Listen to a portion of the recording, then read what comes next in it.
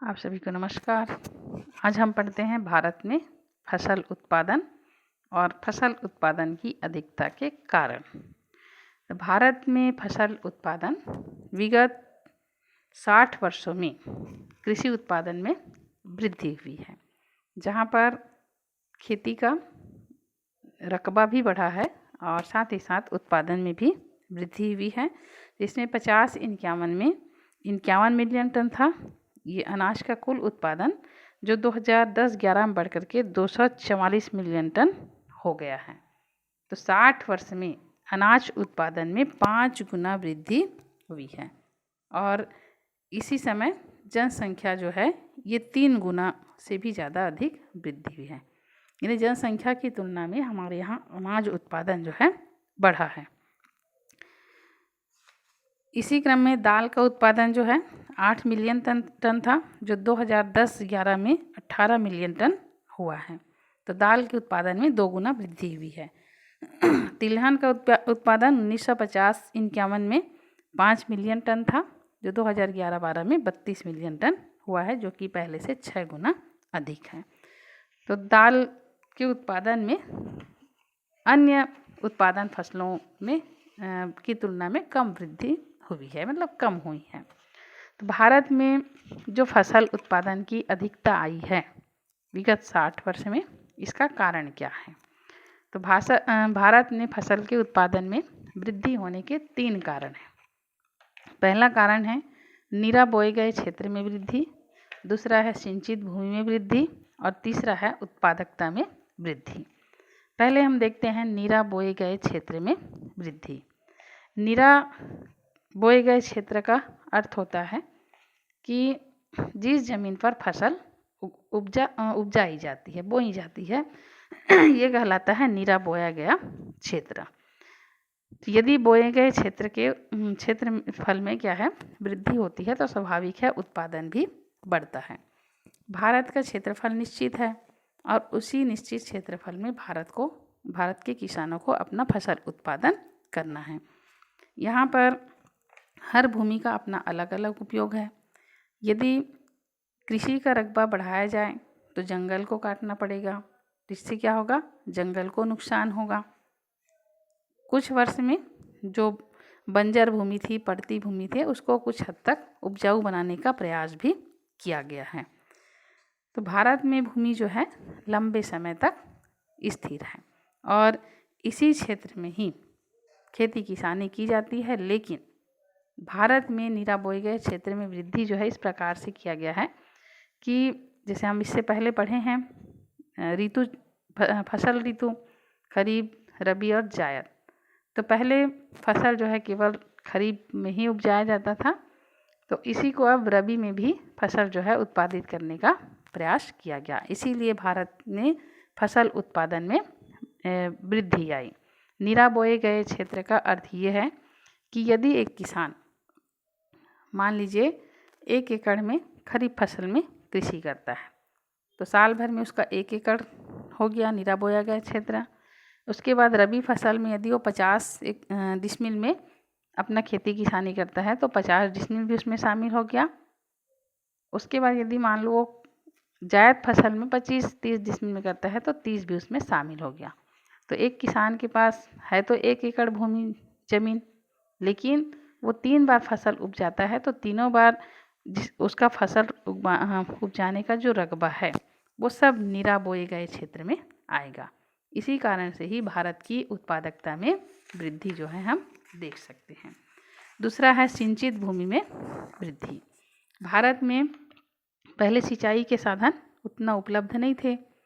वर्तमान समय में हम देखते हैं सिंचाई के साधन जो है बहुत ज़्यादा है और सिंचाई के साधन होने के कारण आज किसान जो है अपने खेत में अधिक से अधिक फसल जो है उपजा रहा है, चाहे खरीफ फसल हो, रबी फसल हो, जायद फसल। हर में किसान, खासकर 2 खरीफ और रबी में तो किसान जो है ये खेती करने के लिए तैयार ही है और खेती करता ही है। इसमें सिंचाई सुविधाओं के विकास होने के कारण आज हर किसान जो है वर्षा काल के बाद भी अपना खेती किसानी का कार्य जो है प्रारंभ किया है और इसी के कारण 1950-51 में देश में कुल 21 मिलियन हेक्टेयर भूमि सिंचित थी, जो कि 2010-11 में इससे 3 गुना ज़मीन जो है ये सिंचित भूमि के अंतर्गत हो गई। 64 मिलियन हेक्टेयर इस पर अब सिंचित भूमि इसको मानी जाती है। कुछ भूमि ऐसी है जहाँ पर 2 बार सिंचाई की सुविधा उपलब्ध है। आप अपने आसपास भी देख सकते हैं जहाँ पर नहर आया है, नहर से बांध बना करके नहर से पानी छोड़ा जाता है और उस नहर के पानी से किसान जो है खेती किसानी करता है।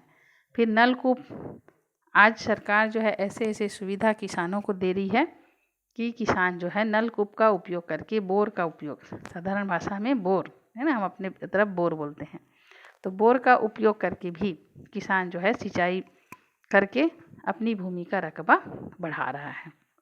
भूमि का मतलब रकबा यानी 2-3 फसल कर रहा है। इसके कारण भी उत्पादन क्षमता में वृद्धि हुई है। लेकिन इसका एक दुष्परिणाम ये दिखाई देता है कि किसान जो है फसल के एक तरह से फसल के लालच में ही हम कह सकते हैं, किसान फसल उत्पादित करने की कंपटीशन में क्या कर रहा है, अपने यहाँ 2 बार 3 बार फसल उत्पादित कर रहा है और नलकूप से पानी खींच करके वो कर रहा है। तो इसका दुष्परिणाम क्या हो रहा है, भूमि का जल स्तर जो है काफ़ी नीचे चला जा रहा है। इसमें कई पंजाब और हरियाणा ये कृषि प्रधान राज्य हैं, तो यहाँ पर नलकूप में जो पानी का स्तर है 4 से 6 मीटर नीचे चला गया है। तो इसका दुष्परिणाम ये होगा कि यदि इसी रफ्तार से पानी का दोहन किया जाएगा, भूमिगत जल का अत्यधिक दोहन किया जाएगा, तो एक दिन ऐसा आएगा कि सारे नलकूप सूख जाएंगे। इसलिए आवश्यक है कि उतने ही पानी का उपयोग करें जितने की आवश्यकता हो और जितने का रिचार्ज संभव हो सके, है ना। एक बार जैसे हम पानी उपयोग कर रहे हैं, धरती में उतना जाए, फिर वो वापस हमको मिल जाए। इस हिसाब से फसल हमको सोच समझ करके करनी चाहिए। तीसरा है उत्पादकता में वृद्धि। भारत में फसल में वृद्धि होने के एक तीसरा प्रमुख कारण है ये उत्पादकता में वृद्धि। तो उत्पादकता का आशय निश्चित भूमि पर फसल के उत्पादन से है। भारत में फसल उत्पादन में लगातार वृद्धि देखी जा रही है और इसका मुख्य कारण जो है सिंचाई की सुविधा है। इसमें भारत में फसल उत्पादन सर्वाधिक हुआ है गेहूं और मक्का। गेहूं और मक्के के क्षेत्र में भारत के किसान ने अभूतपूर्व सफलता प्राप्त की है। 1950-51 में गेहूं की उत्पादकता 663 किलोग्राम प्रति हेक्टेयर थी, जो 2010-11 में बढ़ करके 2938 किलोग्राम प्रति हेक्टेयर हो गई। इसी क्रम में मक्का की उत्पादकता 547 किलोग्राम प्रति हेक्टेयर थी, जो बढ़ करके 2540 किलोग्राम प्रति हेक्टेयर हो गई। इसके विपरीत दाल की उत्पादकता में गेहूं और मक्का की तुलना में कम वृद्धि दर्ज की गई है।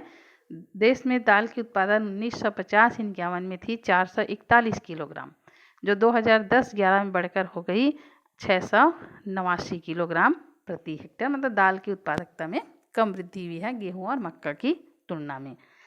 किसान अपनी उत्पादकता के वृद्धि के लिए कई नए प्रयास कर रहा है, नए खोज कर रहा है, जिसमें खास करके अधिक उपज देने वाली बीज का उपयोग कर रहा है, रासायनिक खाद का उपयोग कर रहा है, कीटनाशक दवा का उपयोग कर रहा है। इससे पहले हम देखते हैं कि पढ़ते हैं, देखते भी थे, हमारे पूर्वज जो है करते थे, पारंपरिक बीज का उपयोग करते थे। अब इसके स्थान पर क्या है, हाइब्रिड है, जिसमें कृषि वैज्ञानिक लोग खोज करके जो बीज किसान को दे रहे हैं उसका उपयोग कर रहे हैं।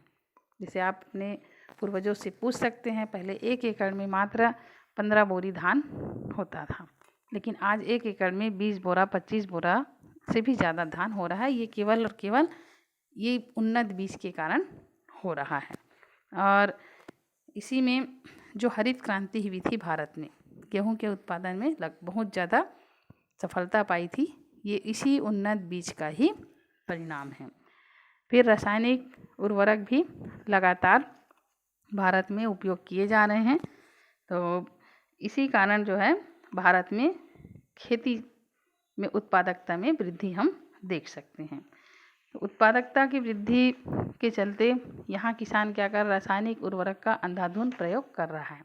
लेकिन ज़्यादा रासायनिक उर्वरक खाद का उपयोग करने से क्या होगा, इसका दुष्परिणाम भी हम देख सकते हैं। खास करके भूमि के क्षेत्र में भूमि की उत्पादकता क्षमता में क्या हुई, कमी आई है ज़्यादा रासायनिक और खाद का उपयोग करने के कारण, और खेत जो है बंजर बनते जा रहे हैं।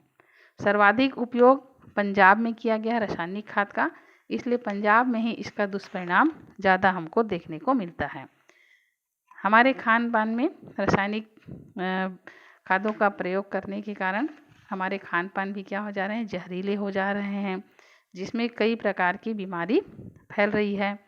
इस अंधेरे रास्ते से निकलने के लिए उत्पादन क्षमता को बढ़ाने के विकल्प जो है ढूंढने चाहिए, क्योंकि यदि हम रासायनिक खाद से उत्पादित वस्तु खाएंगे हमको तरह तरह की बीमारी हो रही है।